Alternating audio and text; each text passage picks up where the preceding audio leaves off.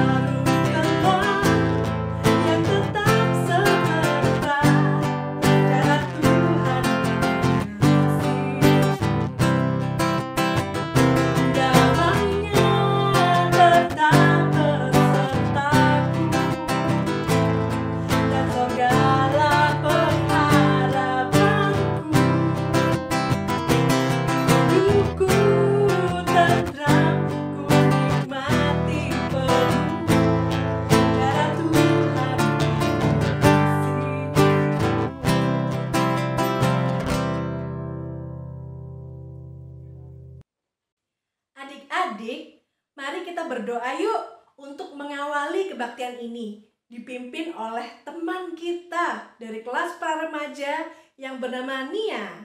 Silakan Nia, mari kita berdoa. Mari kita bersatu dalam doa. Tuhan Yesus, terima kasih telah memberkati kami selama seminggu ini ya Tuhan. Sekarang kami akan memulai ibadah kami. Tolong berkati, semoga kami bisa mengerti dan melakukan apa yang diajarkan ya Tuhan. Tolong berkati juga, semoga virus corona ini akan cepat hilang dan kami bisa berkumpul kembali di gereja seperti biasa ya Tuhan. Terima kasih Tuhan Yesus, dalam nama Tuhan Yesus kami berdoa. Amin. Adik-adik, tema hari ini adalah Paulus di Troas. Nah, siapa yang masih ingat tema minggu lalu? Ayo, siapa yang masih ingat? Dipikir-pikir lagi, diingat-ingat lagi. Kira-kira apa ya temanya ya? Ada yang tahu?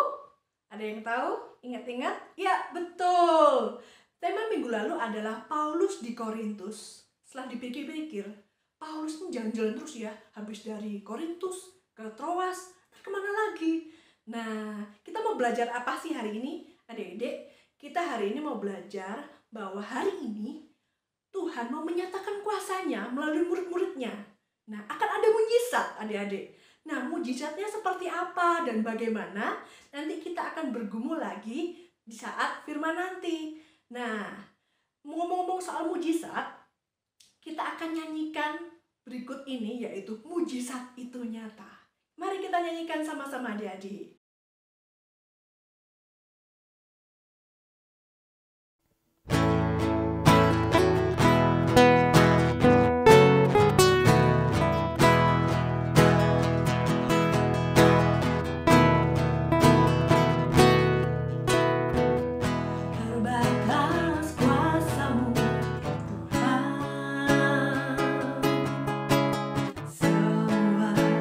dapat kau lakukan. Apa yang kelihatan mustahil bagiku, itu sangat mungkin bagimu. Di saat ku tak berdaya, kuasa-Mu yang sempurna. Ketika ku percaya mujizat itu nyata, bukan karena kekuatan, namun Roh-Mu ya Tuhan. Ketika ku berdoa, mujizat itu nyata.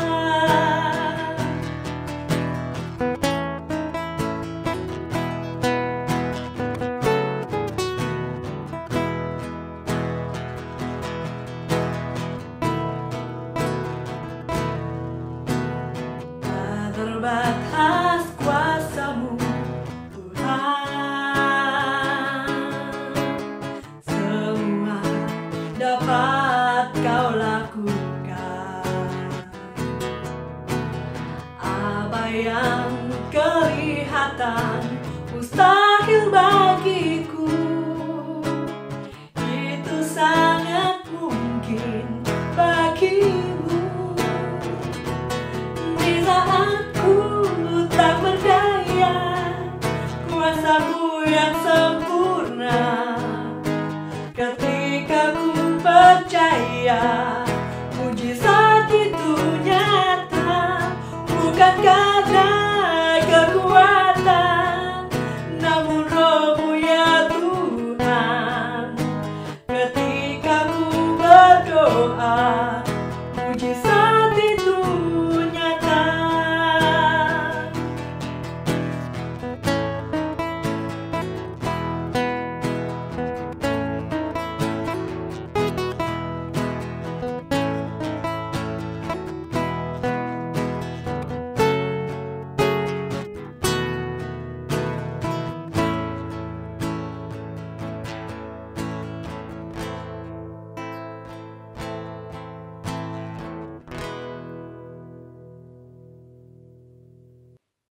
Adik-adik, sebelum kita mendengarkan firman Tuhan, mari kita siapkan hati kita dengan terlebih dahulu menyanyikan lagu dari NKB 119 bait 1 dan 3, nyanyikan lagi bagiku firman kehidupan.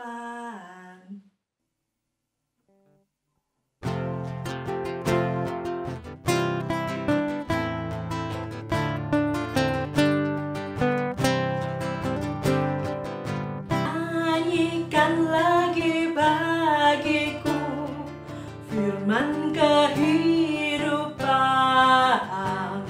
sungguh mulia dan merdu firman kehidupan,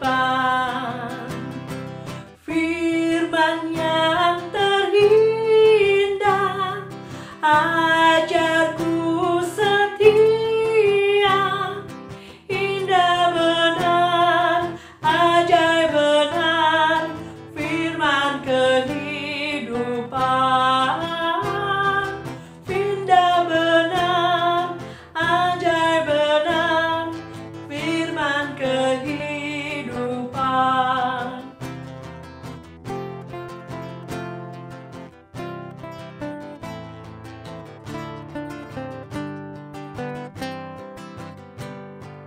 Manislah gema Injilnya, firman kehidupan,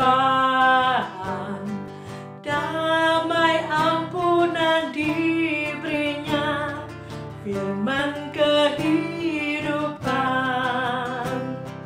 Yesus juru selamat, sumber segala rahmat, indah benar, ajaib benar, firman kehidupan, indah benar, ajaib benar, firman kehidupan.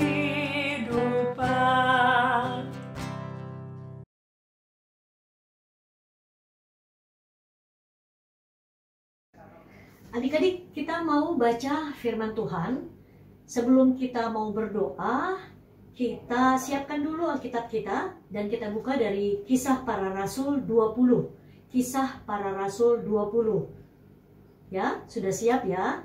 Kisah Para Rasul 20. Oke, mari kita berdoa. Tuhan Yesus, kami siap untuk mendengar firman-Mu. Untuk itu kami butuh hikmat Tuhan, kami butuh tuntunan Roh Kudus-Mu dalam hati dan pikiran kami. Dalam nama Tuhan Yesus kami berdoa. Amin. Kisah Para Rasul 20 ayat 1-6. Dari Makedonia ke Troas. Setelah reda keributan itu, Paulus memanggil murid-murid dan menguatkan hati mereka. Dan sesudah minta diri, ia berangkat ke Makedonia. Ia menjelajah daerah itu dan dengan banyak nasihat menguatkan hati saudara-saudara di situ. Lalu tibalah ia di tanah Yunani. Sesudah 3 bulan lamanya tinggal di situ, ia hendak berlayar ke Syria. Tetapi pada waktu itu orang-orang Yahudi bermaksud membunuh dia. Karena itu ia memutuskan untuk kembali melalui Makedonia. Ia disertai oleh Sopater anak Pirus dari Berea, dan Aristarkus dan Sekundus keduanya dari Tesalonika, dan Gaius dari Derbe, dan Timotius dan 2 orang dari Asia, yaitu Tikhikus dan Trofimus. Mereka itu berangkat lebih dahulu dan menantikan kami di Troas. Tetapi sesudah hari raya roti tidak beragi, kami berlayar dari Filipi. Dan 4 hari kemudian sampailah kami di Troas dan bertemu dengan mereka. Di situ kami tinggal 7 hari lamanya. Kisah Para Rasul 20 ayat 7-12. Pada hari pertama dalam minggu itu, ketika kami berkumpul untuk memecah-mecahkan roti, Paulus berbicara dengan saudara-saudara di situ karena ia bermaksud untuk berangkat pada keesokan harinya. Pembicaraan itu berlangsung sampai tengah malam. Di ruang atas, di mana kami berkumpul, dinyalakan banyak lampu. Seorang muda bernama Eutikus duduk di jendela. Karena Paulus sangat lama berbicara, orang muda itu tidak dapat menahan kantuknya. Akhirnya ia tertidur lelap dan jatuh dari tingkat ketiga ke bawah. Ketika ia diangkat orang, ia sudah mati. Tetapi Paulus turun ke bawah. Ia merebahkan diri ke atas orang muda itu, mendekapnya dan berkata, "Jangan ribut, sebab ia masih hidup." Setelah kembali di ruang atas, Paulus memecah-mecahkan roti, lalu makan. Habis makan, masih lama lagi ia berbicara sampai fajar menyingsing. Kemudian ia berangkat. Sementara itu mereka mengantarkan orang muda itu hidup ke rumahnya, dan mereka semua merasa sangat terhibur.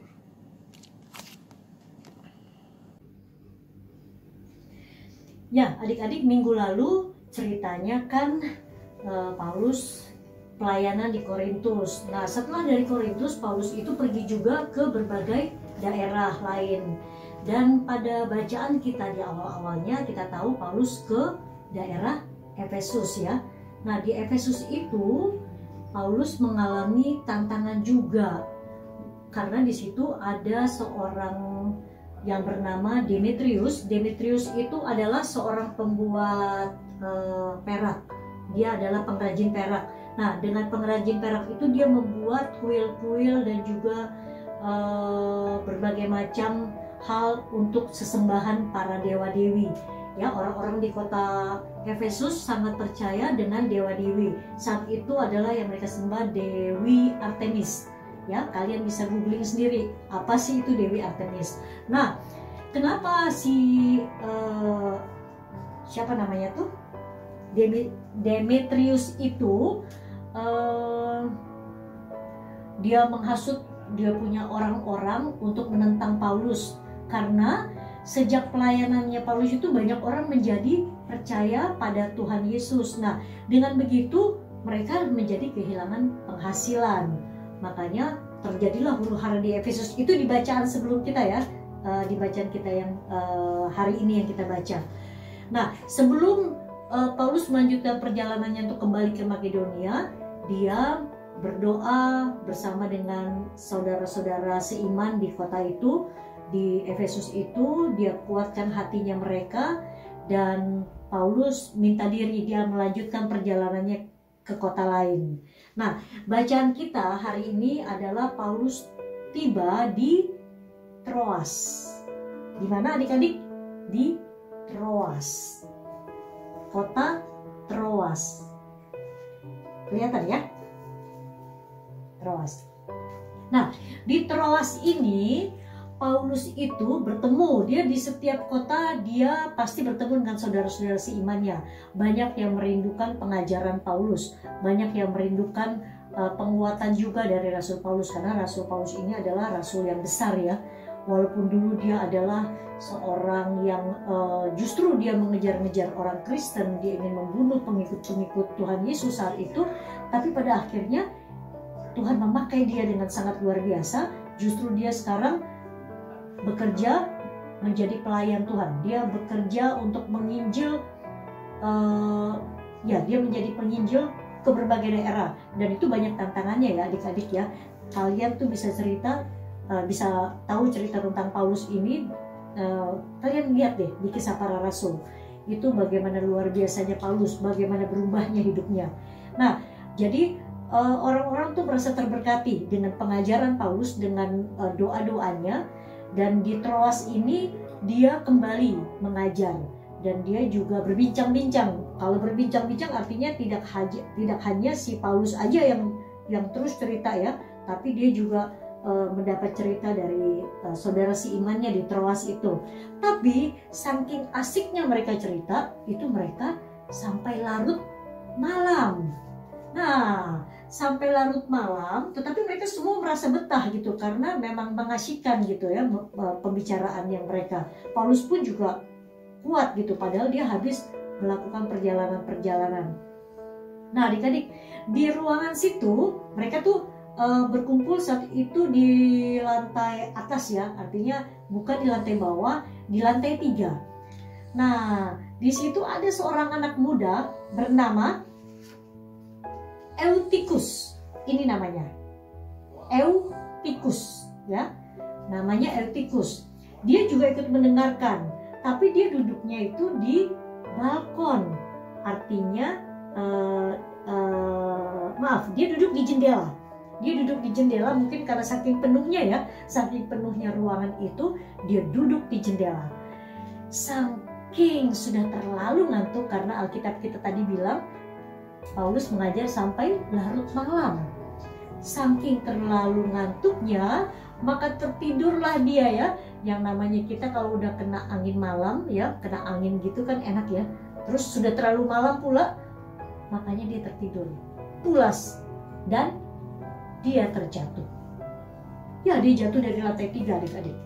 Dia terjatuh, lalu orang-orang heboh semua kan. Orang-orang mendapati dia sudah mati. Ya, dia sudah mati. Dan Paulus pun juga ikut turun.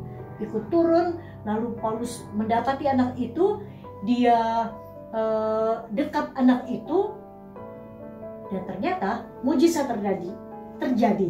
Anak itu bangkit. Maaf, anak itu kembali bangun ya, gitu. Orang-orang pada tercengang, hah, kan dia sudah mati gitu. Tapi Paulus juga bilang, tidak, anak ini tidak mati gitu. Tadi bacaannya, ya Kak Dia mesti pakai kacamata lagi ya. Tadi dibilang bahwa anak ini tidak mati ya. Intinya anak itu akhirnya dibawa pulang ya, karena memang sudah larut malam. Dibawa pulang, dan mereka semua yang menyaksikan itu bersukacita. Dan juga keluarganya Eutikus itu bersukacita gitu, karena anak ini dapat kesempatan kedua ya, bisa hidup lagi. Ya, sangat jarang kita dengar cerita itu ya. Adik-adik, Paulus melakukan mujizat itu ya. Apa sih mujizat itu? Ada yang tahu nggak mujizat?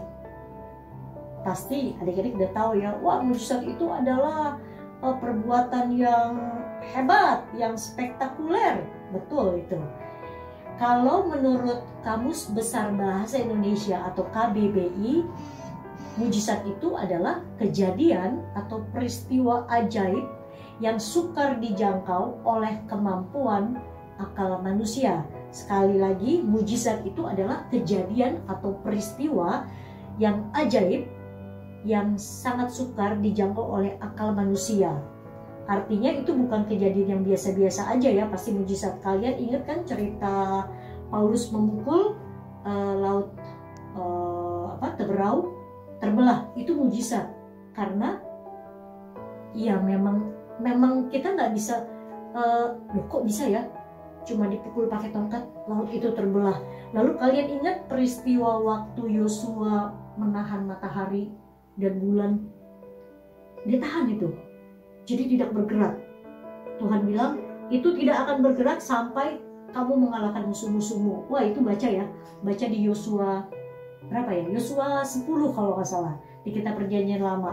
Itu bagaimana ada fenomena alam, matahari bisa berhenti oleh Yosua. Yosua hebat, Musa hebat?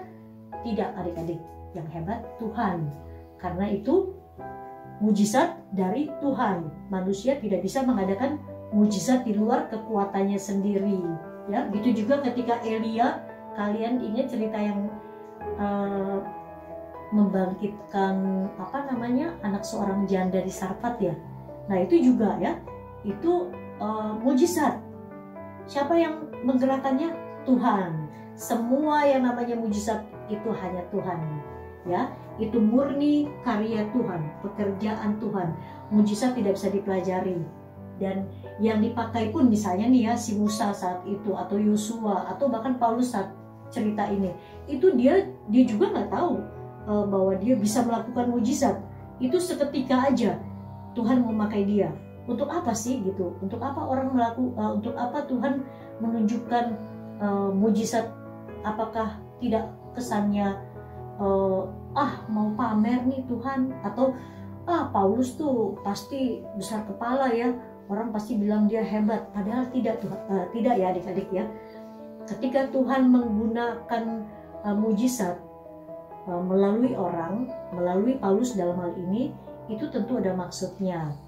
Mujizat Tuhan itu di luar kendali manusia, di luar di luar, kadang-kadang di luar keinginan kita gitu, atau di luar dari yang kita duga, tapi Tuhan tahu kapan waktunya. Kita sendiri nggak pernah tahu apakah kita bisa melakukan mujizat atau nggak, kita tengah melakukan mujizat, kita nggak tahu. Tetapi pada waktunya Tuhan itu bisa terjadi. Nah adik-adik, melalui cerita ini, melalui cerita Paulus ini juga, mujizat itu hanya dilakukan oleh orang-orang yang percaya pada Tuhan. Kalau dia tidak percaya, bagaimana dia bisa melakukan mujizat itu? Karena Tuhan memakai orang-orang yang percaya sama dia. Dan melalui orang-orang yang percaya sama dia, melalui anak-anaknya, Allah menunjukkan kuasanya buat orang lain. Melalui anak-anaknya, Allah menunjukkan karyanya melalui mujizat itu. Ya, tetapi tentu saja sebagai anak-anak Tuhan kita tidak selalu menunggu mujizat. Wah, kalau nggak ada mujizat kita nggak percaya, ya, nggak begitu ya. Tapi artinya Tuhan tahu kapan mujizat bisa dilakukan, kapan mujizat itu akan memberkati orang lain. Dalam hal ini ketika Eutikus dibangkitkan, itu orang-orang terhibur ya. Bukannya berarti itu hiburan ya, bukan begitu artinya, tapi artinya orang-orang yang menyaksikan itu menguatkan iman mereka dan juga keluarganya menjadi bersukacita. Ya, itu yang mau dibahas dari peristiwa mujizat Paulus membangkitkan Eutikus, jatuh kacamatanya. Nah adik-adik, kembali lagi ya, tugas utama Paulus itu adalah memberitakan Injil. Ya, Tuhan melengkapi Rasul Paulus itu dengan kecakapan-kecakapan yang khusus. Rasul Paulus itu pandai bicara. Rasul Paulus itu berani, Rasul Paulus itu orangnya kuat secara mentalnya, dia kuat, dia nggak cengeng adik-adik, dia bisa mengajar, dia bisa menguatkan saudara-saudara seiman, dia bisa meneguhkan ya. Tadi dibacaan tadi di awal-awalnya ketika terjadi huru-hara di Efesus, Paulus itu meneguhkan saudara seimannya, dia mendoakan, bahkan ketika dia di penjara pun ya, dia tidak merengek, dia tidak mengeluh, dia tidak komplain, dia nggak apa, justru dia meneguhkan orang-orang dari dalam penjara ya. Kebalik ya, biasanya orang yang di luar penjara menguatkan yang di dalam penjara, tetapi Rasul Paulus bahkan di dalam penjara pun dengan kaki terpasung pun dia bisa menguatkan orang-orang di luar penjara. Itu hebatnya Paulus. Maksudnya Paulus punya kecakapan, Tuhan memberikan dia kecakapan-kecakapan itu karena Tuhan mau pakai dia untuk memberitakan Injil. Nah adik-adik, kita pun yang percaya sama Tuhan, kita juga anak-anaknya ya, kita pun juga Tuhan memberikan kecakapan-kecakapan, Tuhan memberikan talenta. Kita bisa pakai itu untuk menjadi saluran berkat Tuhan, kita bisa pakai itu untuk menyalurkan berkat Tuhan buat orang lain, khususnya di tengah pandemi ini ya. Kita punya berkat yang banyak atau berkat yang pas, kita pun masih bisa berbagi. Tetapi di luar dari itu Tuhan melengkapi kita juga dengan talenta-talenta yang lain. Tuhan memberikan kita pikiran, Tuhan memberikan kita banyak kecakapan-kecakapan khusus. Setiap orang pasti punya, nggak ada yang nggak punya. Ada yang punya 1, punya 2, punya 3, punya 10 kecakapan, tapi itu Tuhan yang berikan. Dan itu kalau kita pakai ya untuk menjadi alat Tuhan, maka itu akan berdampak buat orang lain seperti Paulus ini. Ya, adik-adik, kita bisa dipakai Tuhan untuk menyatakan kuasanya. Selama kita mau, Paulus mau, tentu ada resikonya. Tetapi percayalah, ketika Tuhan mengutus kita, ketika Tuhan memakai kita, maka kita akan dikuatkan, maka kita akan dilengkapi. Jadi kita jangan takut ya. Paulus tidak takut, tantangannya besar, bahkan nyawanya pun juga seringkali terancam. Tapi dia tahu lagunya ini kan yang karena ku tahu yang ku percaya dan aku yakin kan kuasanya, ia menjaga yang ku taruhkan hingga akhirnya kelak. Lagu itu adalah lagu pernyataan iman dari Paulus, tapi kita juga bisa menyanyikan lagu itu untuk menyatakan bahwa kita tahu siapa yang kita percaya, kita tahu ketika Tuhan memakai kita untuk menyatakan kuasanya, untuk menyatakan karyanya. Untuk itu kita berserah hidup kita dalam tangan Tuhan. Kita mau ya adik-adik ya. Sekali lagi, sebab tidak ada yang mustahil buat Tuhan. Kalau Rasul Paulus bisa, maka Tuhan bisa berkarya juga dalam hidup kita. Amin. Kita berdoa ya.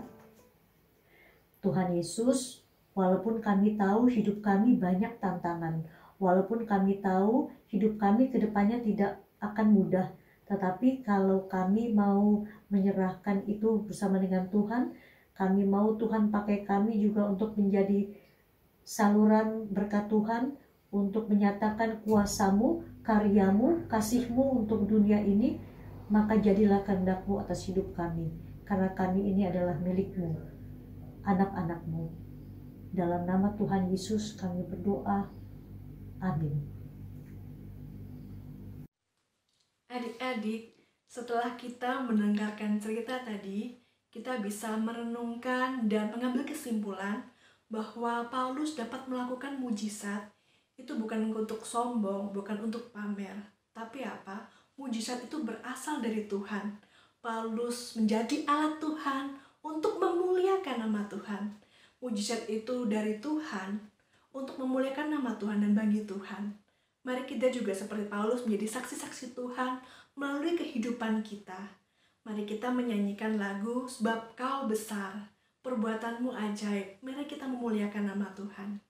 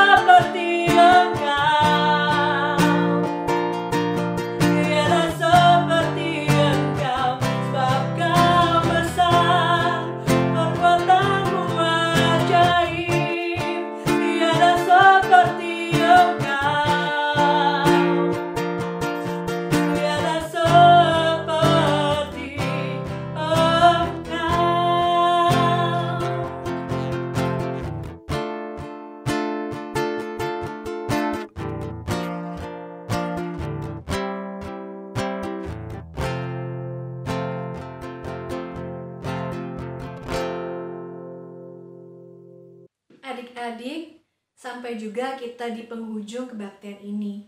Sambil tetap mengingat tentang firman Tuhan yang baru saja kita renungkan, mari kita senantiasa mengingat, merenungkannya, tapi kita juga mau melakukannya dalam kehidupan kita masing-masing. Kita sampai jumpa lagi di minggu depan ya. Bye-bye.